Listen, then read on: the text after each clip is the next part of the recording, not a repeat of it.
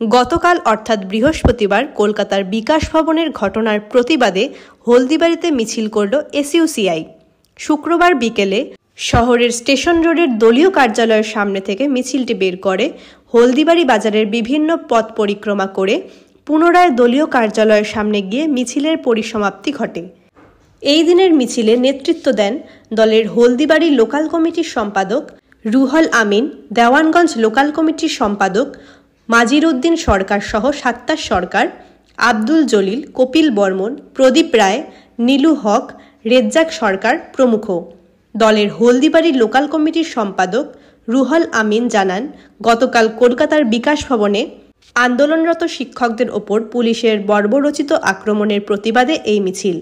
এছাড়াও মিছিলের মধ্য দিয়ে তারা গতকাল শিক্ষকদের ওপর আক্রমণের তীব্র নিন্দা জানান। আজকে আমাদের দল socialist unity centre of India এসইউসিআইর পক্ষ থেকে গোটা রাজ্যেই প্রতিবাদ বিক্ষোভ চলছে।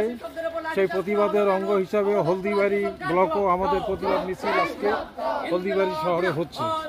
বিষয় হচ্ছে যে গতকাল বিকাশ ভবনের সামনে যোগ্য শিক্ষকরা যখন আন্দোলন করছিল, সে সময় রাজ্য সরকারের পুলিশ অতর্কিতে তাদের উপরে নির্মমভাবে লাঠিচার্জ করে এবং লাঠিপেটা করে। তাতে অনেক শিক্ষক গুরুতর আহত হয়ে বর্তমানে হাসপাতালে চিকিৎসাধীন আছেন এবং অনেকেই সেখানে জখম হয়েছে। শিক্ষকদের উপরে বারবার এইভাবে পুলিশের কখনো লাথি কখনো লাঠি এই যে চলছে, এই বিষয়ে আমরা রাজ্য সরকারকে ধিক্কার জানাচ্ছি। শিক্ষকদের আন্দোলন ন্যায়সঙ্গত।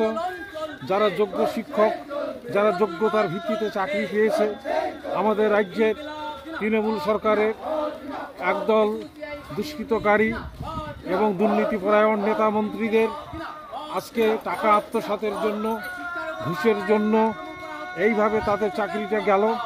অতএব আমরা আমাদের দলের পক্ষ থেকে এই চাকরি হারাদের দ্রুত চাকরি ফিরিয়ে দেওয়া, স্কুলে ফিরিয়ে দেওয়া এবং যারা এই কাজের জন্য জড়িত, যে সমস্ত নেতা মন্ত্রী টাকা আত্মসাৎ করেছে, তাদেরকে গ্রেপ্তার করার জন্য আমরা আজকে এই মিছিল করছি।